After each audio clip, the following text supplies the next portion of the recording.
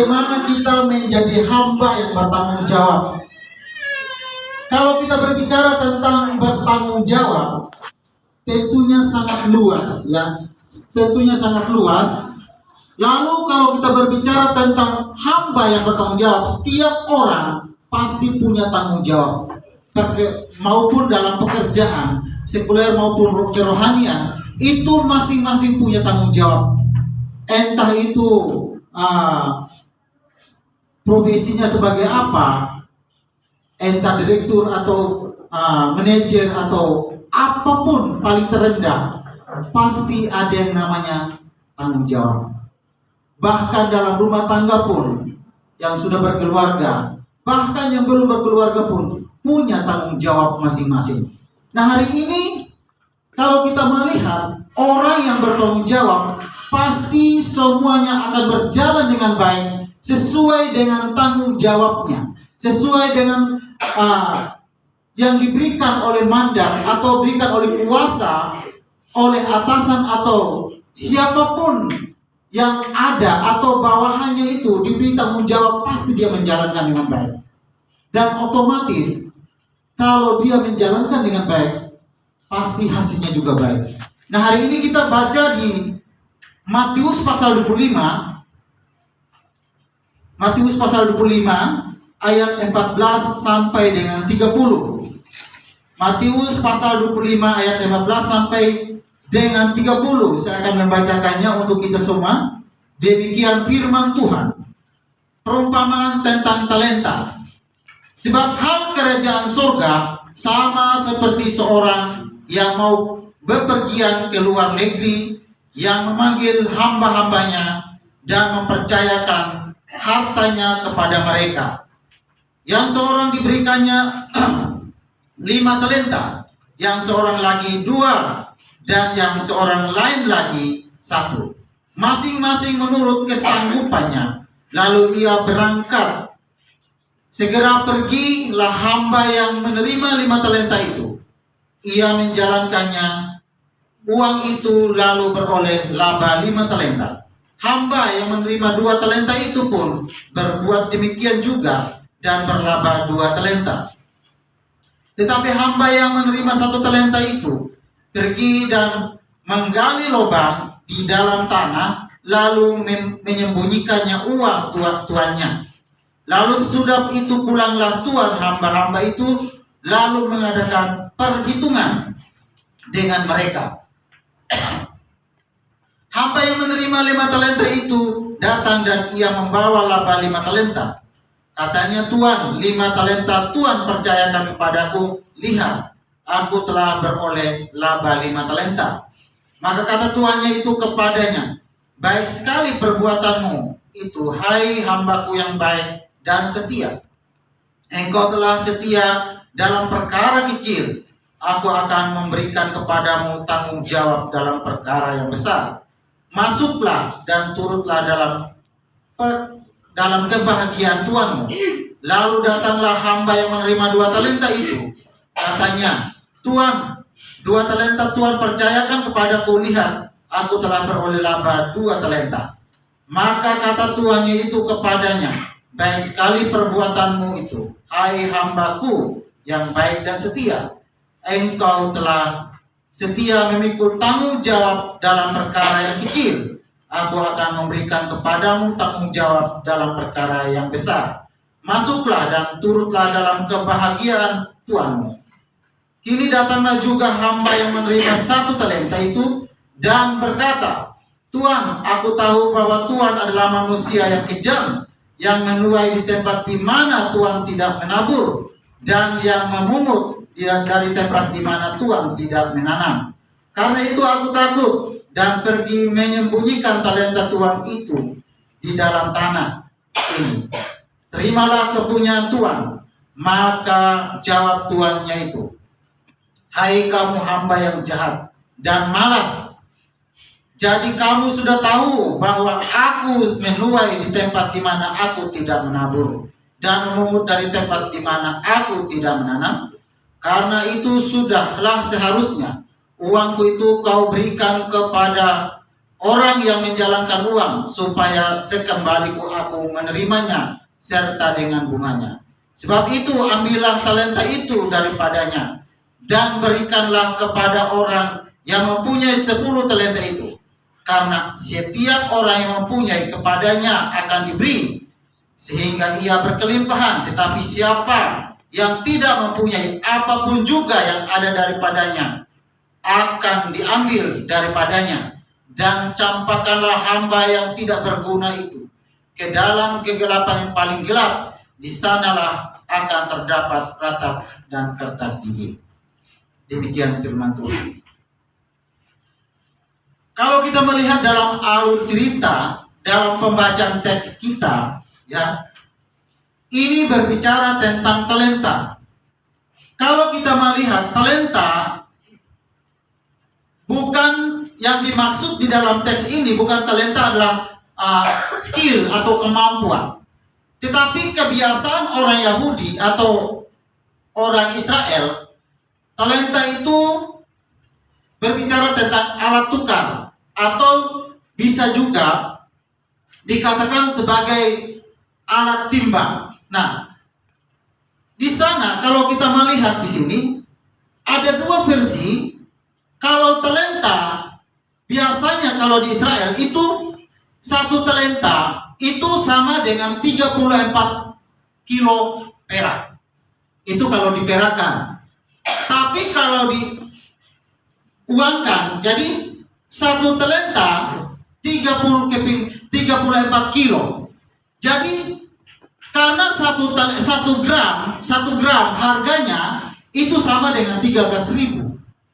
Jadi 1 kilo itu berapa gram? 1000 gram. Jadi kalau dikali dengan 1 kilo yang 1000 gram dikali dengan 13.000 sama dengan 13 juta. 13 juta dikali dengan 34 kilo sama dengan 442 juta. Jadi 1 talenta itu kalau diperuangkan sangat besar. Jadi hamba yang menerima 1 talenta itu, dia mendapat, kalau diuangkan, dia menerima dari tuannya itu untuk mengerjakan tanggung jawabnya itu sama dengan 442 juta uang. Makanya kalau di Israel itu kalau orang bekerja 1 hari itu mendapat 1 dinar. 1 dinar itu sama dengan nilainya dengan 182.500 rupiah. Jadi 182.500 itu 1 dinar kalau diperuangkan. Jadi dikali dengan, kalau orang Yahudi bekerja cuma 20 hari, dalam 1 minggu itu kerjanya 5 hari. Sabtu Minggu itu libur. Jadi kalau dikali dengan 20 hari sama dengan berapa? 3.650.000 per bulan gajinya. Itu 1 dinar. Jadi 1 dinar gajinya per hari itu, nilainya 1 dinar itu sama dengan 182.500 rupiah. Jadi disinilah kalau kita melihat, ternyata 1 talenta itu sangat besar nilainya. Jadi hamba yang menerima 1 talenta ini, ya, dia tidak bisa menjalankan. Kalau kita melihat dari pembacaan tadi dari awal, ada hamba yang menerima 5 talenta, 2 talenta, dan yang terakhir 1 talenta, itu mendapatkan uang banyak.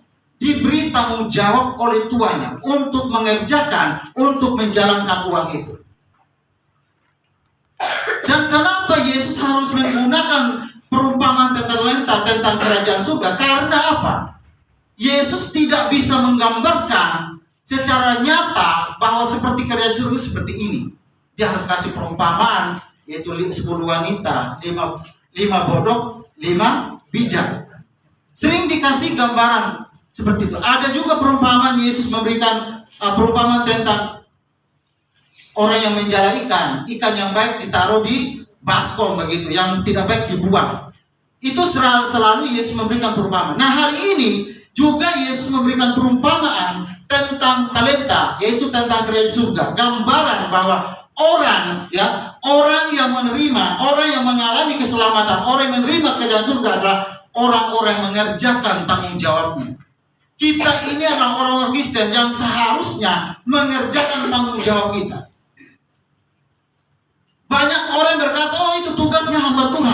tugasnya pendeta, itu tugasnya pengerja-pengerja. Tidak.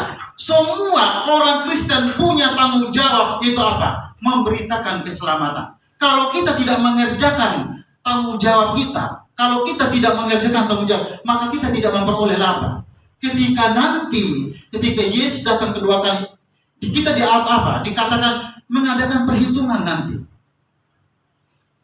Jadi memang gini, setiap orang kemampuannya berbeda-beda untuk mengembangkan talenta itu. Makanya di dalam Alkitab di sini dikatakan bahwa ada yang mendapat 5 talenta, 2 talenta, dan 1 talenta.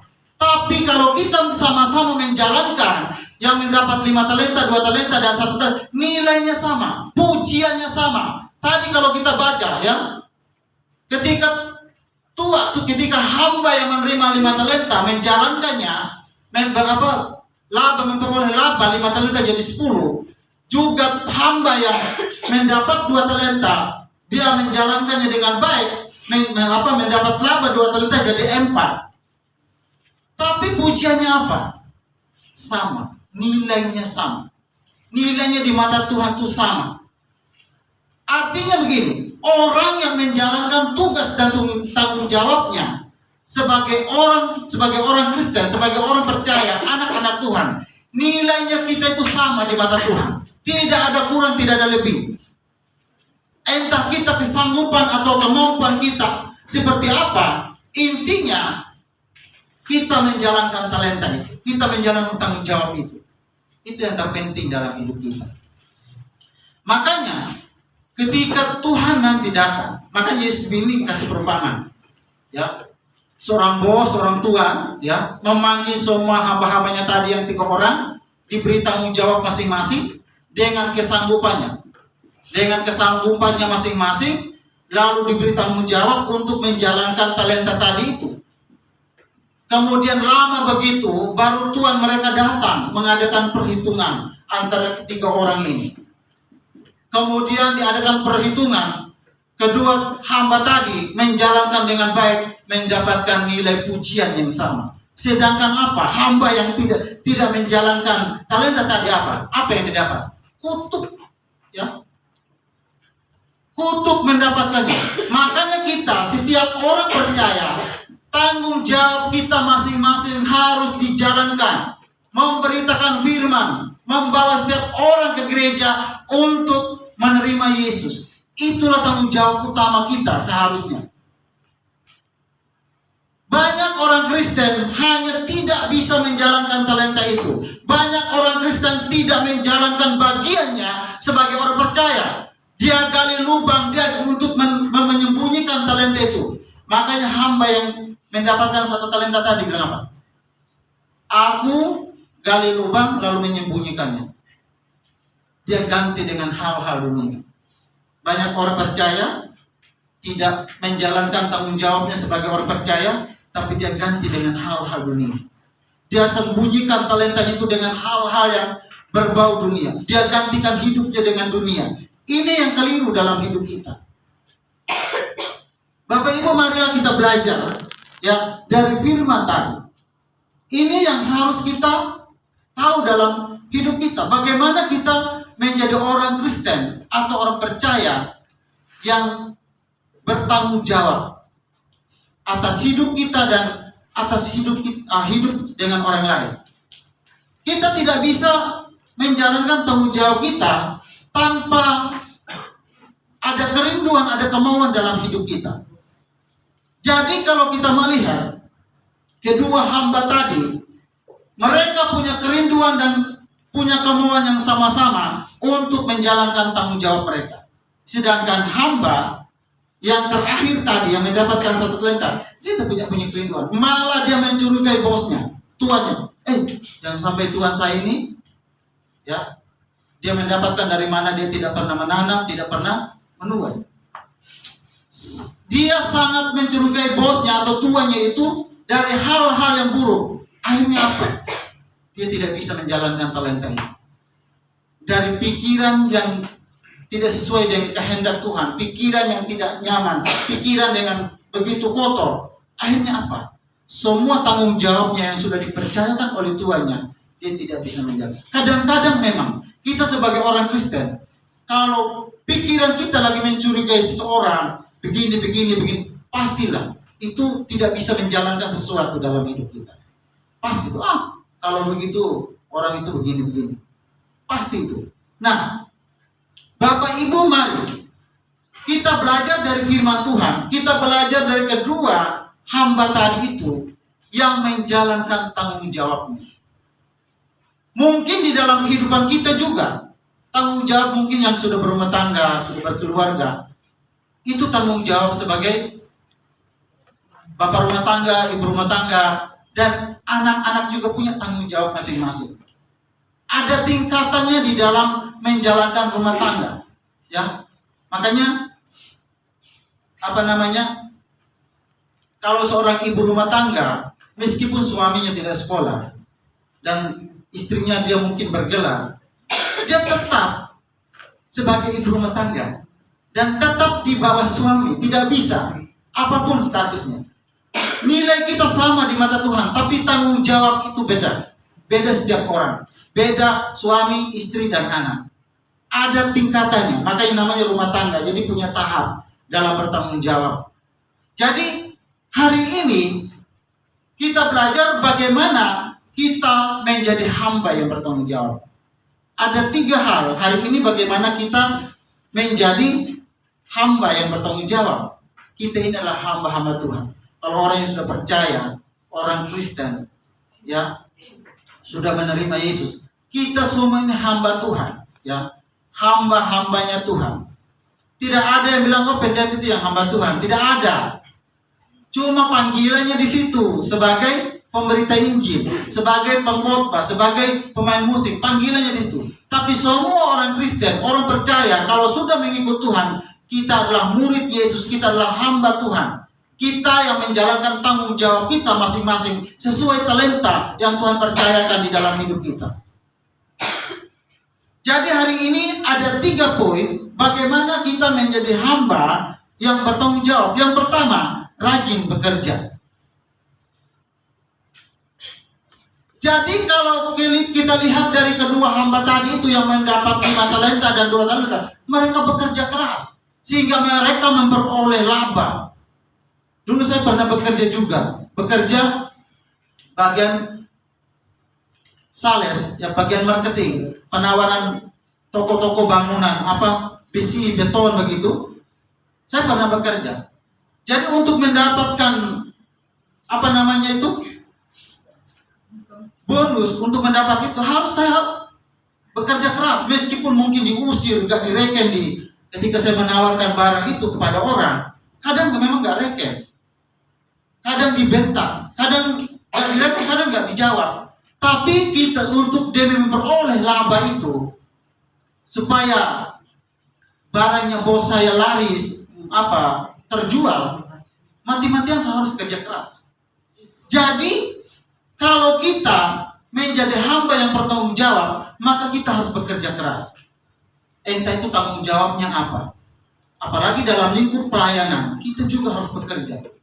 Kita ini pekerja-pekerjanya Tuhan. Kita ini pelayan-pelayannya Tuhan.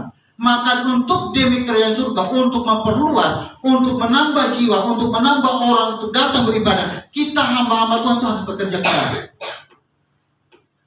Jangan sembunyikan talenta, jangan sembunyikan kemampuan kita untuk dunia. Coba ada berapa di Surabaya ini orang Kristen? Ya, ada berapa di Surabaya ini orang Kristen? Contohnya 10.000 orang. 10.000 itu mungkin 30%-nya ke gereja. 70%-nya di mana? Ke mall, ganti dengan dunia. Ke taman-taman, ke pantai, jalan-jalan dengan pacar. Kan begitu. Jadi orang-orang seperti itu adalah hamba yang ketiga tadi yang menyembunyikan talentanya. Dia ganti dengan dunia. Boleh ke mall, ya, gak salah. Pilih baju juga harus ke mall bagi orang yang punya uang banyak. Tapi kalau saya ke pasar aja, karena saya gak punya uang banyak, kan begitu. Jadi boleh, gak salah. Tapi di saat ibadah, di saat kita ke gereja, jangan ganti. Kan pulang dari gereja bisa juga ke mall kan begitu. Jadi Bapak Ibu, bagaimana kita menjadi hamba ya yang bertanggung jawab yang Tuhan percayakan dalam hidup kita? Kita harus bekerja. Untuk mau makan saja harus bekerja, ya, nggak boleh tidur-tiduran. Tuhan itu juga gak mau kalau kita itu gak bekerja. Kenapa? Firman Tuhan berkata, Rasul Paulus berkata, kalau dia gak makan maka ia jangan, kalau dia gak makan maka ia jangan bekerja. Kan begitu. Jadi orang yang malas bekerja maka ia jangan makan. Balik lagi. Jadi Bapak Ibu, hari ini kita harus menjadi hamba-hamba yang bertanggung jawab. Bagaimana kita menjadi hamba yang bertanggung jawab? Kita harus rajin bekerja. Apa pekerjaan-pekerjaan yang Tuhan percayakan dalam hidup kita? Mungkin kita berdoa untuk orang lain. Kita bisa bantu orang lain. Beberapa hari yang lalu, yang Pak Gembala juga respon dengan hal itu saya sangat bersyukur. Saya dengan istri berkata harus tuntas menolong orang. Nggak boleh setengah-setengah.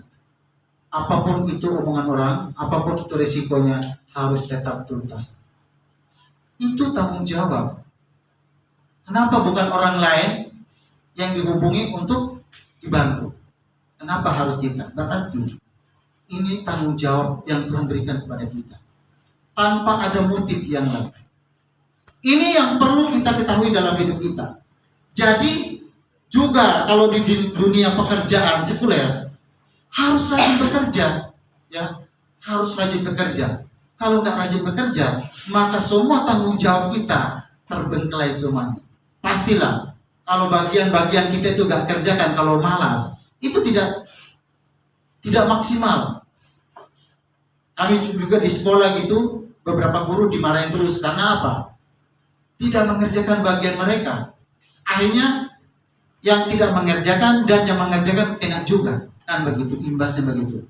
Jadi dampaknya itu ke orang lain juga. Kenapa? Karena satu orang ini malas, kan begitu. Jadi dimanapun kita itu, baik di dunia pelayanan, dunia sekuler, dalam dunia pekerjaan sekuler, itu harus rajin bekerja.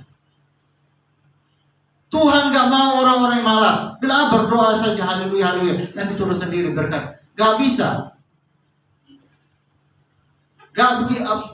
Tuhan itu tidak seperti itu. Ya, itu yang pertama.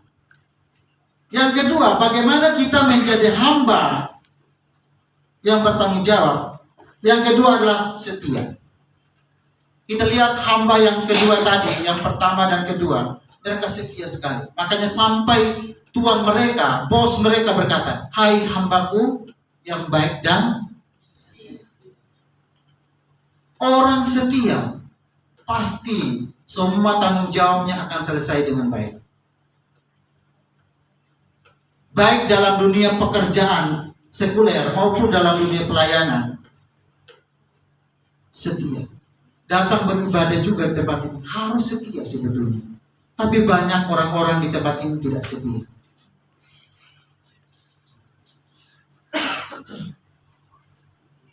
Banyak di luar sana tapi.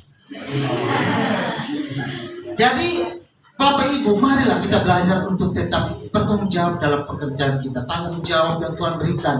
Mungkin di sini saudara-saudara yang tinggal di tempat ini, apapun tanggung jawab yang sudah diberikan oleh Bapak Gembala atau Ibu di sini, kita harus kerjakan dengan baik. Kita tetap setia. Makanya ketika Tuhan datang nanti, itu akan mengadakan perhitungan antara kita. Selama ini, semua yang aku berikan tanggung jawab, sudah berapa yang kamu dapat? Ini ibarat kerajaan surga nanti. Tuhan itu yang pergi, itu ibarat Tuhan Yesus yang pergi naik ke surga. Nanti ketika datang kembali, itu kita ditanya satu persatu. Masing-masing. Kita sudah menjalankan talenta kita, labanya berapa, itu mengadakan perhitungan nanti. Makanya semua apa yang kita kerjakan di dunia harus dipertanggungjawabkan di hadapan Tuhan. Dengan apa? Bekerja keras dan setia. harus tetap setia. Setia mengikut Tuhan sampai selama-lamanya. Sampai dia menjemput kita. Sampai kita nafas terakhir kita. Itu tetap setia. Karena orang yang tetap setia pasti akan menyelesaikan tugas dan tanggung jawabnya dengan baik. Makanya Rasul Paulus bilang, ya, sudah aku mengakhiri dengan tanggung jawab saya sudah berakhir. Jadi setiap kita diberi tanggung jawab masing-masing, kita harus menjalankannya dengan tetap setia kepada Tuhan. Baik dalam dunia pekerjaan sekuler pun juga harus tetap setia. Dulu saya bekerja di dunia sekuler di bos saya tetap setia. Makanya bukan saya omong ini Bapak Ibu. Karyawan yang paling sayang adalah saya. Apapun permintaan saya pasti dipenuhi. Kenapa? Saya itu tetap setia. Apapun yang disuruh pasti saya kerjakan. Saya kan orangnya nggak gengsi Bapak Ibu, jujur. Mau kerja yang hitam, mau kotor-kotor terserah. Saya disuruh untuk tanam bunga aja di depan rumahnya, saya kerjakan. Tapi apapun yang saya minta juga pasti dikasih. Waktu orang tua saya sakit, butuh uang 3 juta, ditransfer. Butuh berapa? 3 juta. Transfer. Seperti itu. Jadi orang yang setia pasti diberkati. Amin. Jadi kalau mau diberkati hari ini, tetap setia kepada Tuhan. Tetap bekerja keras. Kerjakan kerajaan surga di bumi ini. Itu tanggung jawab kita semua orang percaya. Bukan tugasnya saya dengan Bapak Gembala, bukan tugasnya semua pelayan-pelayan. Semua kita semua orang percaya. Itu tugasnya. Yang ketiga, bagaimana kita menjadi hamba yang bertanggung jawab. Jangan prasangka buruk. Kalau kita baca di ayat 24-25 di situ. Saya baca ulang. Kini datanglah juga hamba yang menerima 1 talenta itu dan berkata, Tuan, aku tahu bahwa Tuan adalah manusia yang kejam, yang menuai di tempat di mana Tuan tidak menabur, dan yang memungut dari tempat di mana Tuan tidak menanam. Karena itu aku takut dan pergi menyembunyikan talenta Tuan itu di dalam tanah. Prasangka buruk. Orang yang suka prasangka buruk, pasti dia tidak mengerjakan tanggung jawab, itu pasti.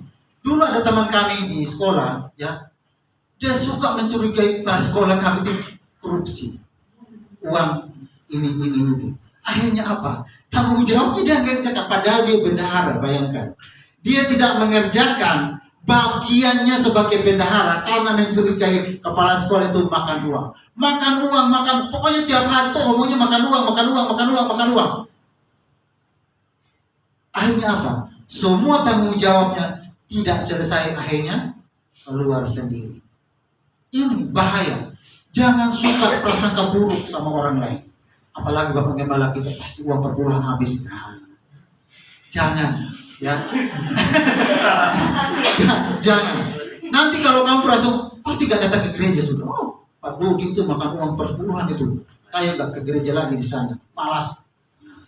Itu tanggung jawabmu tidak selesai. Pekerjaanmu, bagianmu tidak tuntas untuk melayani Tuhan di tempat ini. Hati-hati Bapak Ibu. Kalau dia makan tidak makan, terserah, itu urusannya sama Tuhan, bukan urusan saya, ya kan? Urusan saya sama Tuhan, tanggung jawab saya tetap dijalankan. Itu yang terpenting. Saya tidak, dari dulu memang saya tidak suka prasangka buruk sama orang. Kita harus belajar. Hamba yang menerima satu suka prasangka buruk kepada Tuhan atau bosnya. Kalau ini Tuhan ini begini. Tadi sudah jelas sekali. Kita baca ayat 24-25.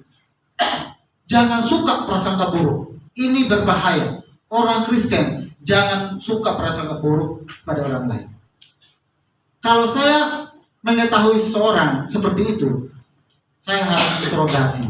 Cerita, ujung-ujung ketahuan, baru jangan kita suka prasangka buruk. Gereja ini, jangan. Itu urusan, ini yang terpenting dalam hidup kita. Karena apa? Kalau kita suka prasangka buruk tentang orang lain, akhirnya kita malah jadi kepahitan, sakit hati. Kita gak ngomong sama orang ini, gak ngomong sama orang itu. Ini repot. Karena kita anak Tuhan itu harus kita tidak boleh sakit hati sama orang. Ini berbahaya. Kalau sakit hati, kepahitan itu jadi penyakit. Karena beberapa orang yang saya doakan tuh mesti sakit hati kalau dia sakit. Sakit hati, saya sakit hati dengan ini kepahitan. Ya harus lepas lagi sakit hati. Ini yang penting dalam hidup. Karena apa? Orang itu suka prasangka. Karena pikirannya itu diintimidasi dengan siapa? Siapa itu? Ya iblis. Karena iblis itu gak mau supaya kita itu memiliki pikiran yang murni, tapi memiliki pikiran yang kotor. Prasangka buruk dalam hidup itu berbahaya. Jadi hamba yang ketiga tadi yang menerima 1 talenta suka prasangka buruk, akhirnya dia tidak menjalankan talenta itu. Akhirnya apa? Pergi aja ke mall, pergi aja jalan-jalan, saya ke taman, ke gereja itu juga malas, itu banyak itu yang jangan. Kalau masalah kita percaya Tuhan, itu pribadi lepas pribadi, tidak ada hubungan sama dengan orang lain. Ya, tidak ada hubungannya dengan orang lain. Intinya, tanggung jawab kita sebagai orang percaya harus tetap dijalankan. Amin. Tanggung jawab kita datang beribadah harus tetap datang beribadah tempat ini. Itu terpenting dalam hidup kita. Kita mengunjungi teman kita yang sudah lama tidak gereja, itu tanggung jawab. Dan kita harus menjalankan dan harus mengerjakan itu. Jadi Bapak Ibu, mari hari ini kita belajar dari 3 hal. Bagaimana kita menjadi hamba yang bertanggung jawab. Yang pertama adalah rajin bekerja, setia, dan jangan prasangka buruk. Demikian firman Tuhan, mari kita berdoa. Terima kasih.